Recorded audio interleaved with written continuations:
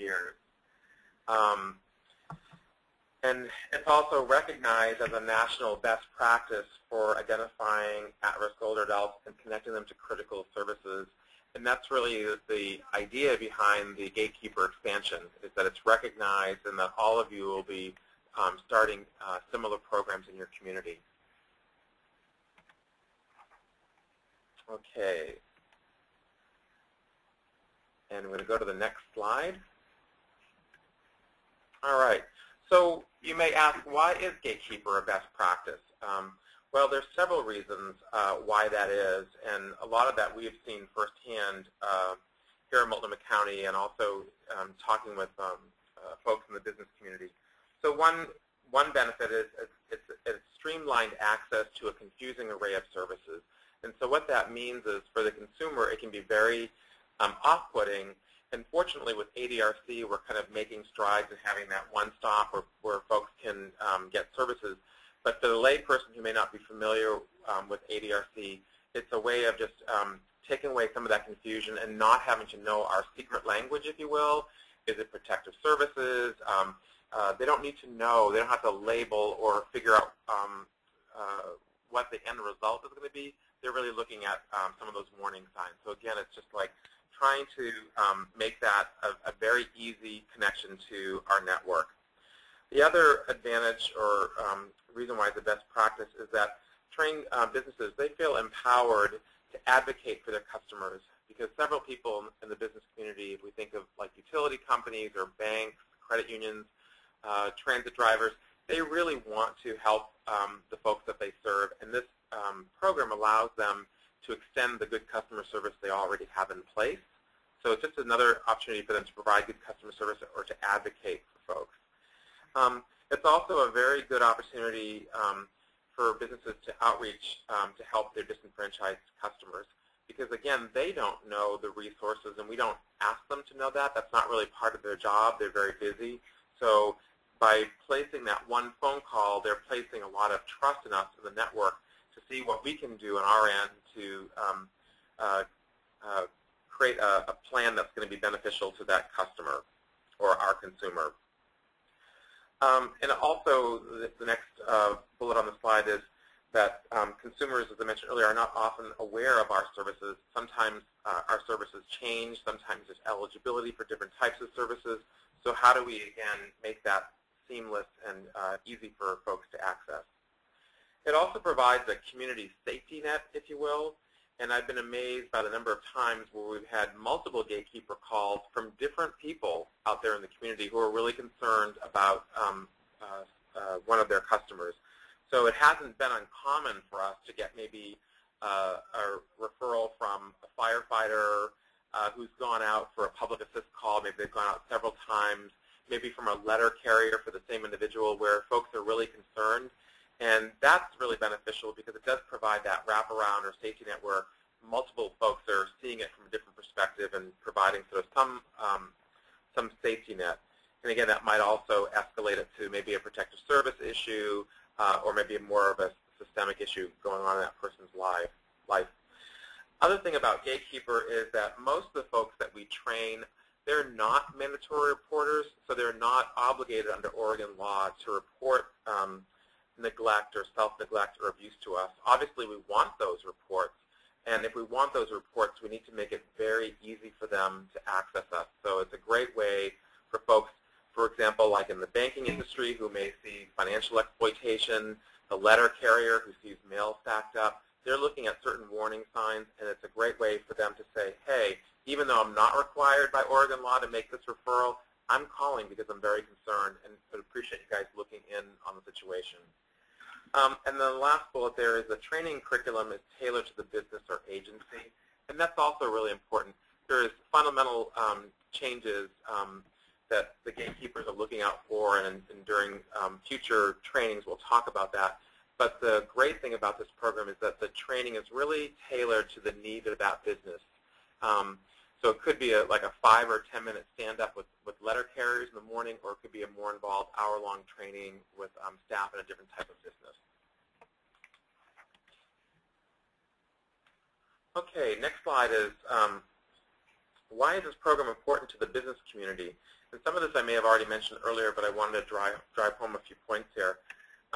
First, it helps customers achieve a better outcome. Again, there's only so much on the business side of things that the gatekeeper agencies can do, but they also, especially with a program where they have the history of reporting over the years, they're able to see outcomes that we're able to assist with. For example, if somebody is facing shutoff, they hate to see that happen. Is there a role that we could play in terms of finding out what's going on in that consumer's life? Are they in the hospital? Is somebody who's supposed to be paying the bill not paying the bill? Again, they don't know what's behind the curtain, so it allows us to make that outreach to the consumer and check in with them. It's also a great public-private partnership, or a great partnership with the business community, allowing them to support their consumers. And also, I may have touched on this earlier, is that we don't want them to go beyond their scope of work, but they also have valuable information for us. And we often learn about that from folks in the gatekeeper community. Oftentimes, even if it's our own client, if it's a case-managed client, they might know of something before we do. So it's good information, but again, we don't want them to go beyond their scope of work. Their role is to sort of report what their concerns are. There's also a peace of mind that goes with that they know that they've done everything they can to advocate for that customer or consumer, and it just provides a level of satisfaction that they were able to reach out for that consumer. Oftentimes with call centers, they'll make a notation that they made a gatekeeper referral, and that's really helpful because, especially with our relationship with a lot of businesses like the utility companies, that will oftentimes delay a shutoff or some other advocacy that business can do on behalf of the consumer. The other thing about the Gatekeeper program is that they're not seen as a complainant. Sort of like in the APS lens, there's the complainant. They're seen as someone out there that has information that's going to be useful for us to reach out to that consumer. So that call is welcomed. It comes in through our ADRC umbrella, and we treat that call like we would from any other individual. But gatekeepers have more knowledge than the average layperson, so they've been trained. And so again, we welcome that referral, and we're not seeing them as a complainant. Also, it's just a way to provide good customer service while also managing the business need. I touched on that earlier. And the other big thing is the single point of entry, single entry access, where there's one phone number to call, and they don't need to know our jargon. I used the term earlier, sort of our secret language. And it's really important that they can call as business community. They know their industry really well. They don't know social services. They don't know human services. They don't know the terms to get in. All they really need to say is, I'm a trained gatekeeper. I'm concerned about an individual, and that gets them in the door very quickly. And then we have some protocols on how we manage those calls. So what is asked of the gatekeepers? Again, gatekeepers are not asked to be counselors or social workers or to change anything in their daily routine at their jobs. They just have a heightened sensitivity of maybe some vulnerable adults who could be in harm's way, whether it's neglect or self-neglect, and to be mindful of that and to be looking at potential red flags that could indicate that the individual could be in some kind of harm's way, whether maybe they're ill, they're struggling to pay their bills, or just having a difficult time managing. And also through the gatekeeper coming in through the ADRC umbrella, there's really a good connection with the resource side of it, because sometimes it might just mean that the person doesn't know those the customer resources that they have access to. So how can we streamline access to those programs? So we're going to tell you a little bit about our experience. As I mentioned earlier, the Gatekeeper program started in 1978 in Spokane. About 10 years later, in Multnomah County, we started with a grant from Meyer Memorial Trust, and it provided seed money. It was a 3-year grant for both Gatekeeper and establishing a multidisciplinary team. It was a pilot at that time, which meant that we were looking at a geographic area. It was in East Multnomah County, so For those of you familiar with Multnomah County, it was 82nd Avenue and east of the county, because Multnomah is a pretty densely populated county, so we really wanted to focus on a geographic area. It was based in a local nonprofit, so it was not housed in the Area Agency on Aging. And they established an advisory group to help them develop procedures. They had an outreach and marketing plan and evaluation. And that's where most or all of you are right now. Is this is a new program, and so be thinking about sort of the advisory council and how you want to manage that. And then we're going to talk briefly about what they saw several years ago during that pilot.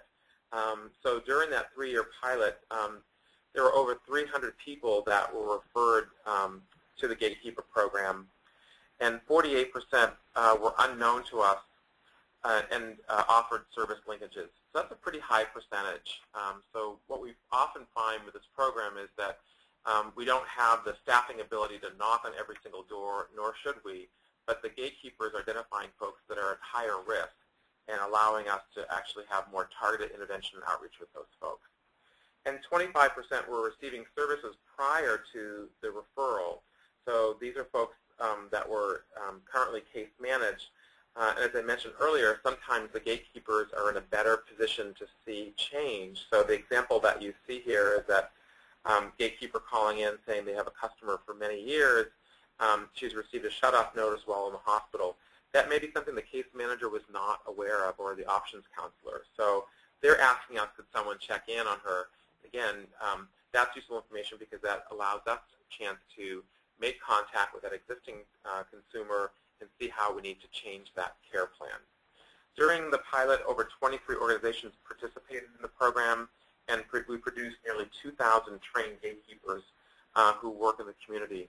The nice thing about this program is that people often take that knowledge with them. So it's not uncommon for us to maybe train a gatekeeper at U.S. Bank, and then maybe 6 months later we get a request from a credit union because that person really believes so strongly in the program that they're now advocating that their credit union or financial institution becomes trained gatekeeper. So people take the information where they go, but over 2,000 people were trained, and that's a pretty significant number for a pilot. Now we're going to move over to Lynn Chimmer-Ballou, and she's going to talk about more around the sustainability practices of the program.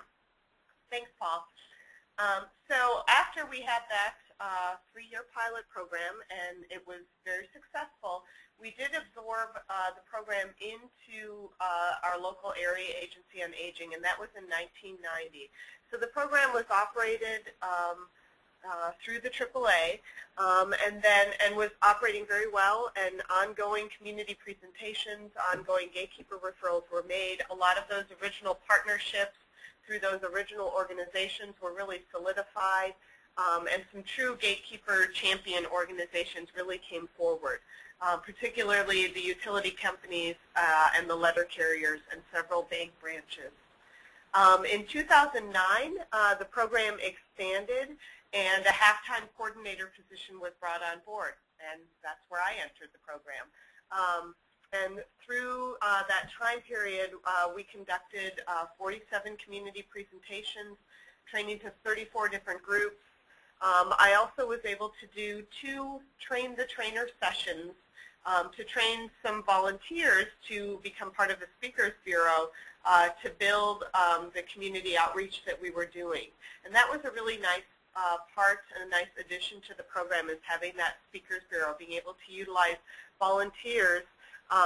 We had some retired bankers.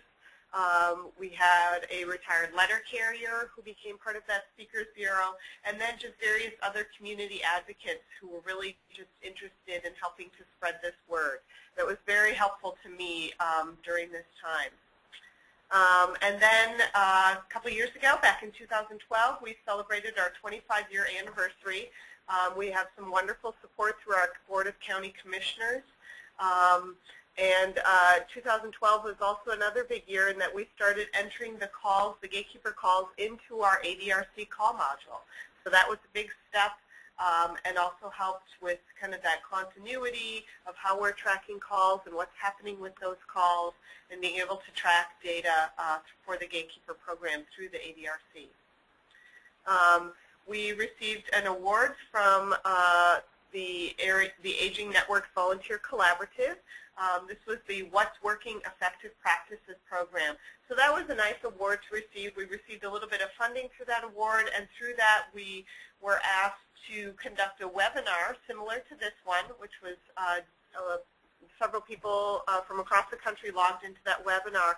And we also created a replication guide, which is one of the documents that's going to be put up on the State Unit on Aging's website.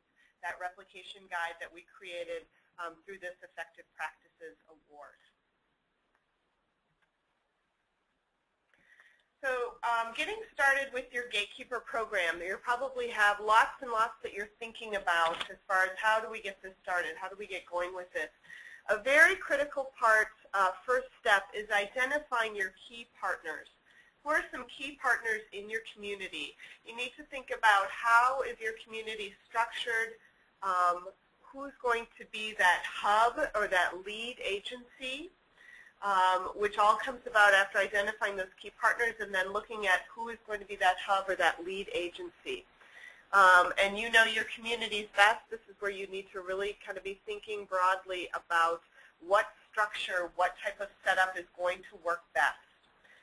Once you've got that established, that's when you can then start to develop your protocols for the Gatekeeper program. Who's going to be taking the calls? What type of agreements are you going to have between all of the key partners? How are you going to be sharing information amongst those key partners? How is the business community going to be engaged?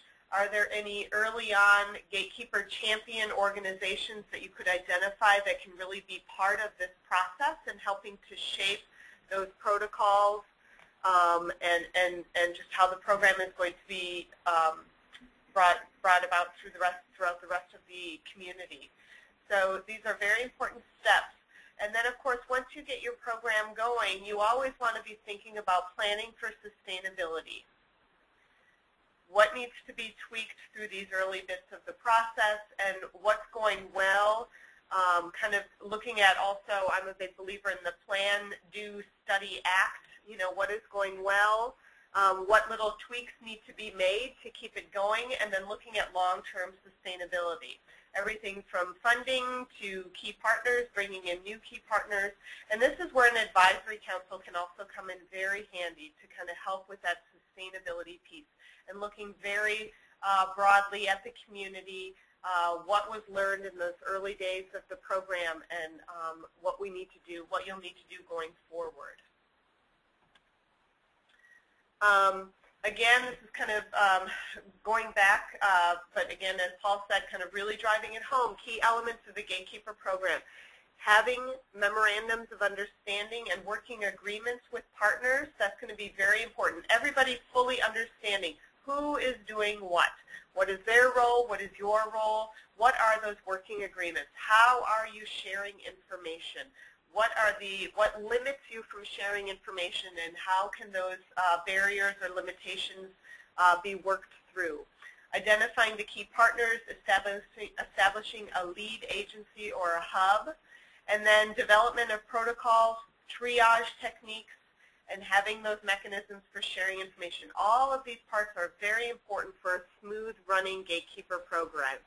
And really having that open dialogue and ongoing communication with all of the parties involved so that things really get worked out, that you can get really run into some roadblocks if there's not clear identified parties of, again, who is doing what and who's responsible for what piece of it. So this will be really important. And again, having that lead agency and perhaps an advisory council or some champion Gatekeeper organizations on board can really help to guide this process and to ensure that it moves smoothly. We're going to talk now about developing an advisory committee involving some external stakeholders. So thinking about your community, who could you possibly identify as some key leaders or organizations or companies who has a vested interest in this Gatekeeper program? Here's a list that we found very useful and in our experience of some parties who are generally very interested in this. The utility companies.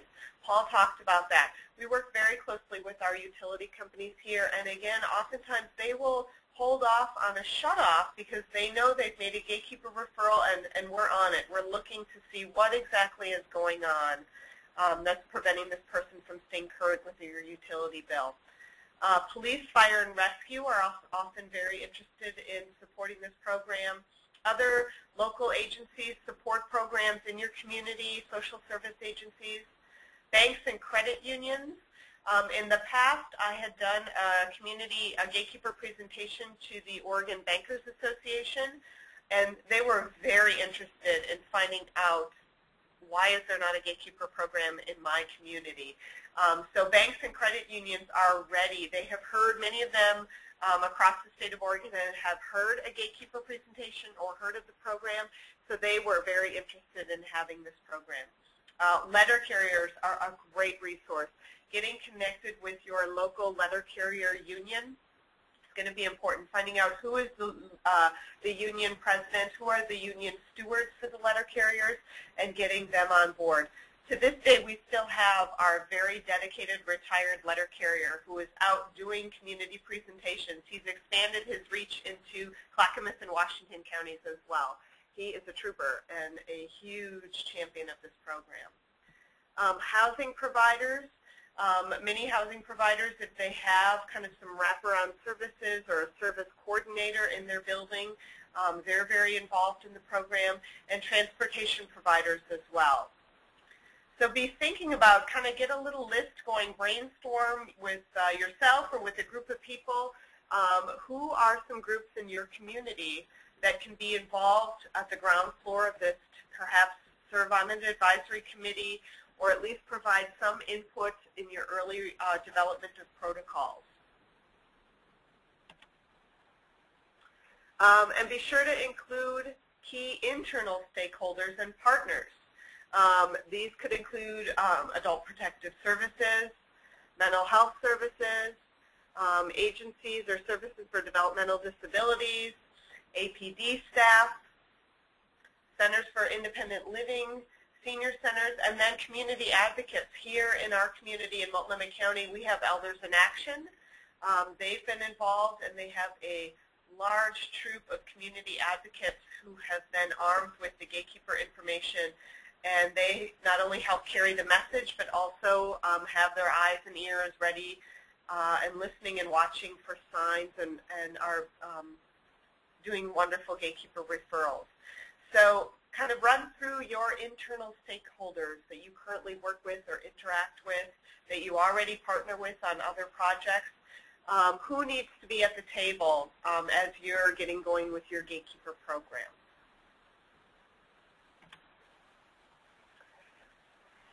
You'll need to think about establishing a lead agency or a hub. The Area Agency on Aging, ADRC, these are both great hubs. Perhaps law enforcement. Is there a community nonprofit that would serve as the hub for the Gatekeeper program? And older adult mental health agencies, as it was in the early days of Gatekeeper, in the starting days, or perhaps some sort of combined response. Lead agency can partner with another agency for support or to do the training. And we'll kind of run through some different scenarios of Gatekeeper programs here in Oregon and have those have been working in that particular community. So here in Multnomah County, the Gatekeeper program is part of the 24/7 ADRC. We are a Type B Area Agency on Aging, and so the Gatekeeper program is housed within the AAA. Referrals are assigned internally to Adult Protective Services and to case managers. We also assign the referrals to the senior centers.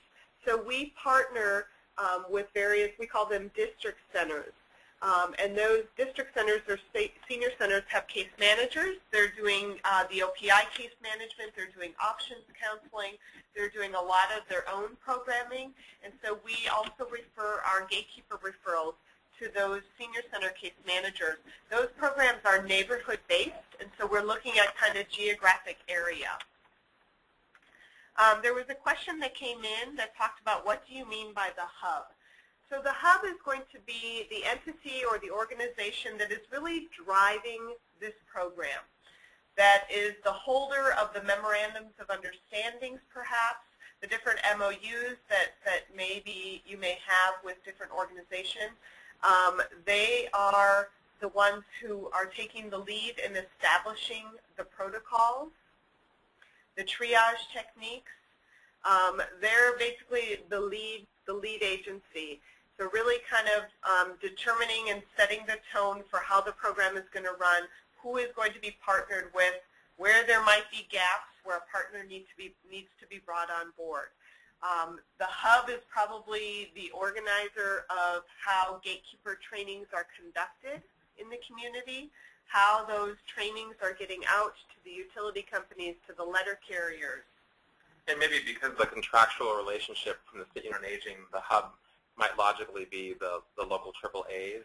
But what we're trying to do in this webinar is to show you that there's a lot of different realms of possibility. So again, even if the AAA is the main hub, there's a way that you could partner with other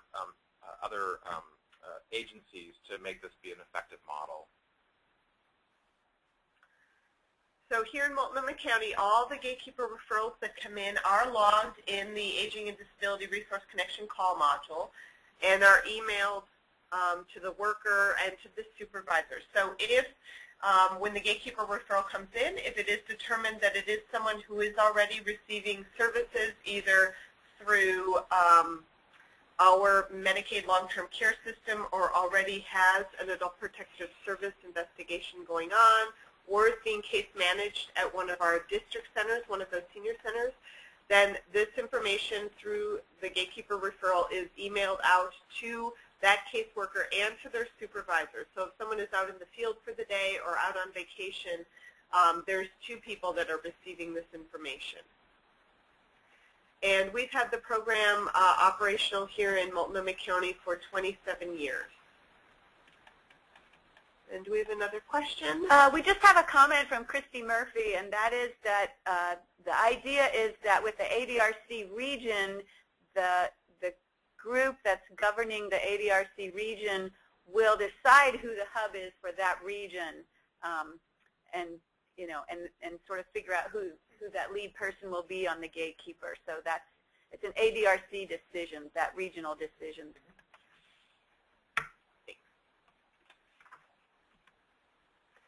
So in Clackamas County, they have an active Gatekeeper program. Clackamas County is a Type A area agency on aging. The Clackamas Resource Connection, CRC, is the Gatekeeper hub.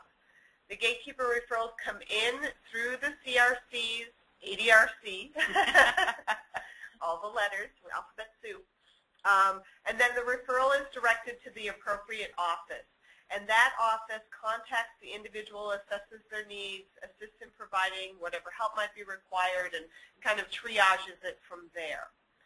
And they have, again, their program has been functioning. They have revived their program a few years ago and worked closely. The coordinator and I had worked closely together. We've also done some wonderful joint presentations, which has been great. Clackamas County trainer and I have gone to several banks and credit unions and other entities that cross county lines to do Gatekeeper presentations, which has been wonderful. And we also share some of the same volunteers. As I mentioned earlier, the letter carrier, the retired letter carrier, has gone out and done Gatekeeper presentations to the different post offices in Clackamas County as well. An example, in Washington County, they have their program set up a little bit differently. Washington County is a Type A AAA. The Washington County Department of Aging and Veteran Services, the DAVS office, partners with the Elder Safe program, which is housed in the Washington County Sheriff's Office. So the referrals are made through the Adult Protective Services line in the DAV's office, and then there's a point person in the Sheriff's Office in the Elder Safe program that is going out and doing the community presentations. So that's how they have their program set up, and that's a really good example of identifying a really strong community partner, somebody that has a vested interest, that is already doing similar type work. The Elder Safe program, this is exactly what they're concerned about. So partnering with them to do the piece of the program when it comes to doing community outreach and community presentations. It's a really great example. So what are your next steps? What are some things that you should be thinking about as you're getting your Gatekeeper program going? Looking at who are the stakeholders in your community. So again, brainstorming that list. Who's got a vested interest, both external stakeholders as well as internal stakeholders? Who is going to be the lead agency or the hub? What are those different roles going to look like? How does that fit within the ADRC? And how is that going to work in your community? What types of memorandums of understanding or agreements are going to be needed to effectively implement this program? How is the process for taking those Gatekeeper calls? How is that going to be handled? How are those calls going to come in? What's going to be the number that's given when you're doing Gatekeeper presentations and trainings? And then once those calls come in, how is that data going to be tracked? Who's going to track? Who's going to be responsible for follow-up? How is that piece going to work? Who is going to go out and do those Gatekeeper trainings, those Gatekeeper presentations to the letter carriers, to at the roll call meetings for police officers, at the connecting with big banks and credit unions, and getting out and doing all those community presentations? Who is going to do that? And who is going to be the point person for troubleshooting problems and bringing all these parties together during those early days and then ongoing and looking at sustainability? Who is going to be that point person?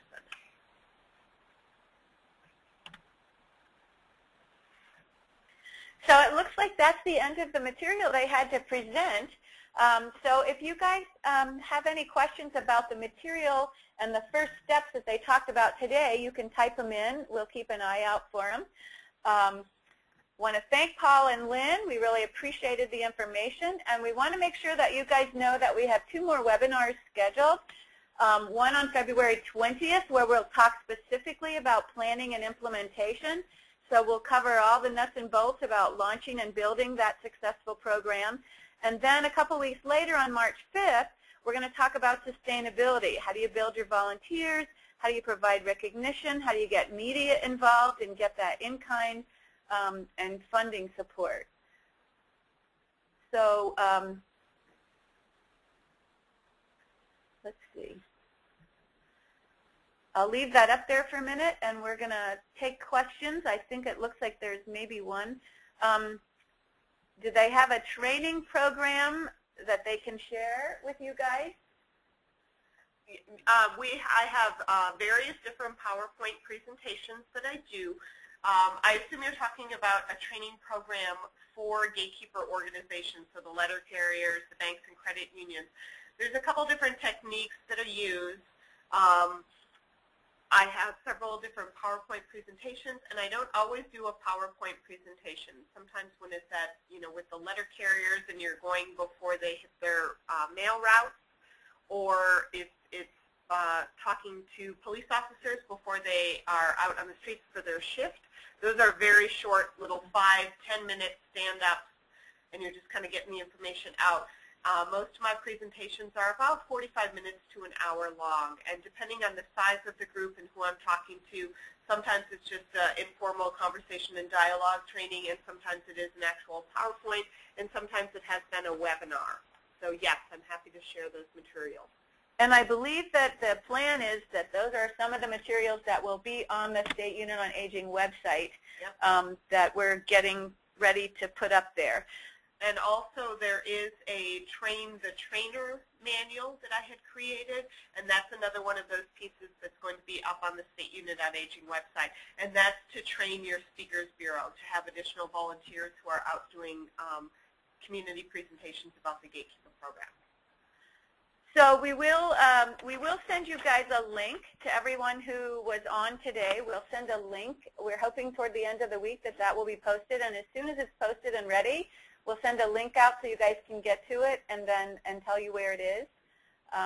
And we'll make, also it's on the RTZ system. It looks like there's another question about can we re-email the PowerPoint if we send it, and how to access it. That we will be posting the recording and the PowerPoint on our SUA website from today's session, but we can also send that link on Friday also. But we will be posting the PowerPoint and the webinar. Other questions about today's information?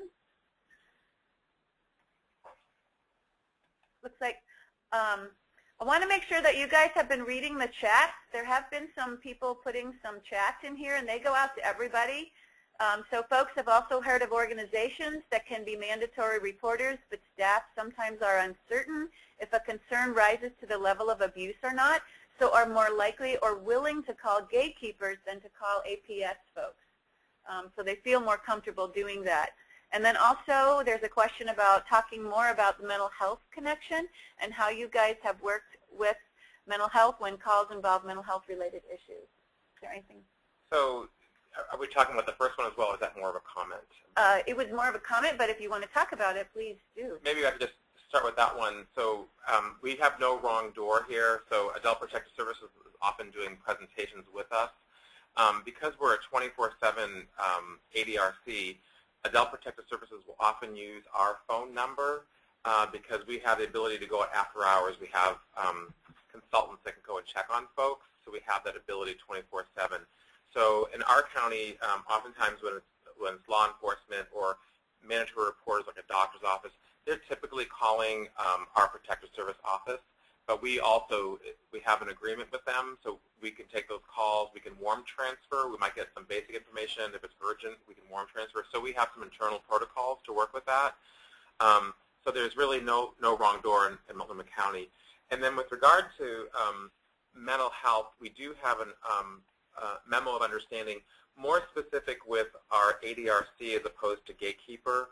And again, it's similar where if we have, it's more around consumers that are calling that have mental illness that we can quickly warm transfer that call. We have suicide protocols. Typically with the Gatekeeper referrals, it's a third-party call that we're getting. So obviously if it's an emergency, they're going to call 911 or Project Respond. But they're basically advocating on behalf of the customer, and we will triage that either internally or with our mental health folks. And mental health is also housed with us here as well, so we can just walk down the hall, have a conversation with them, so it's pretty easy to access them. I realize that's not everyone's experience, but we're just fortunate that they're housed with us.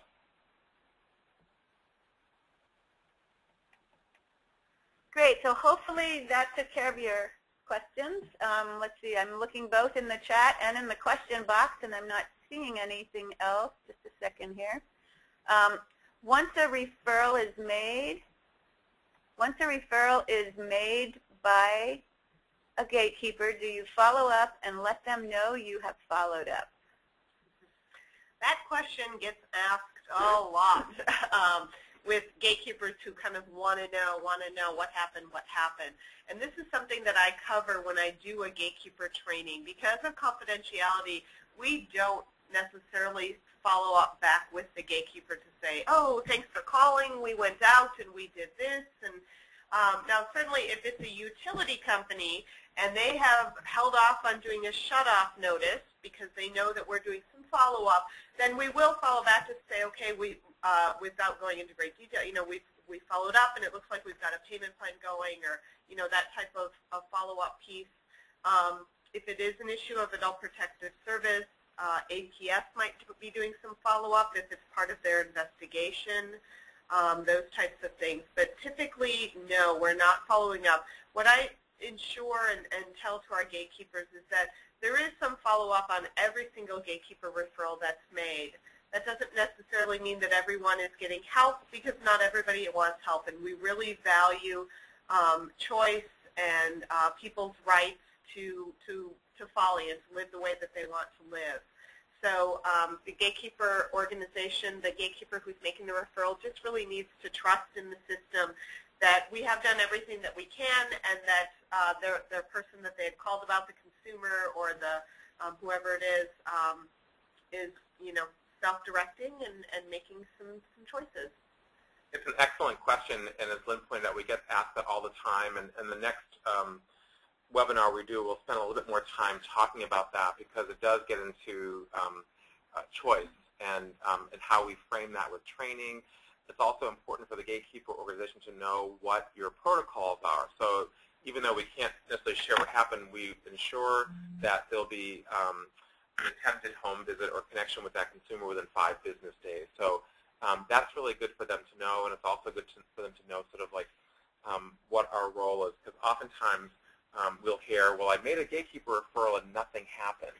And so, and of course we can't share what happened, because sometimes we go out and the person has the right to make choices, as we all do, and if they have capacity, we respect that choice. So it's one of those fine lines that we always cover at training, so we have that shared understanding. Also, it's important, as Lynn mentioned earlier with your advisory council, to get those champions of the business community on board in the beginning, because they could actually help in conveying that message to the business community. And another valuable piece that we do, when I go out and do presentations to gatekeeper organizations, I bring with me resources for the ADRC, so that perhaps they have someone they're concerned about who maybe would be a good advocate for their own needs, or has an advocate in their life, an adult child or something like that. They just don't even know where to start. And so really they're just looking for more resources. So I provide our ADRC cards so that that bank or credit union or whoever it is can just provide their customer or their member with the ADRC information, and then that consumer, that customer, or that adult child can call the ADRC themselves to get information about transportation or home-delivered meals or whatever it might be. And that's not a gatekeeper referral then. That's just them providing some customer support and helping that person get connected to the ADRC. Are there any other questions, Sue-Ann? I'm not seeing anything else under either questions or chat. So we'll wait just another minute here. I just want to repeat some of the information I gave in the very beginning, because we are still new at this, and I missed the first few minutes in terms of adding it to the recording. I forgot to push the recording button. So I just want to say again, this is the first of 3 webinars. On the screen, you'll see that we have another one on February 20th and another one on March 5th. And the State Unit on Aging has contracted. We've been talking with Paul Iarbino and Lynn Valliere, and they're helping us out with the Gatekeeper program, with consulting, and also with helping us to set some standards for the Gatekeeper program. Each of you has a small amount of time consulting individually with these folks, but we want to make sure that you use that to the maximum efficiency.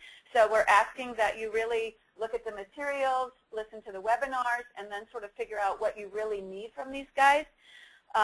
We have already recorded on the RTZ system how you record the Gatekeeper calls and how you report on the Gatekeeper calls. They're very short, 10, 15 minutes, and they're under the help link. Once someone is already logged into the system, go up to the top, look at the help link, click on that. You'll find both the recordings and a handout with screenshots that show you exactly what to do. We are in the process of getting the other training materials. We hope to have them up by the end of the week, and we will send out an email with a link to everybody that's on this webinar. I also want to remind you that within an hour or 2 after the webinar, you should get an email from the State Unit on Aging, Lori Watt probably, that gives you a SurveyMonkey link. There's only 6 questions. It shouldn't take you more than a couple of minutes to answer, and it will really be helpful for us in terms of feedback. You can also email Paul, Lynn, or myself if you just want to send an email, but we'd love to know how the webinar was for you, what you learned, and how we can make them better. So I'll check one more time. I'm not seeing any other questions. We'll check one more time for other chat. But it looks like there's nothing else. So I think we're going to close off for today, and we'll talk to you guys again on February 20th. Thanks so much for joining us. We appreciate you being here. Hope everybody has a great afternoon.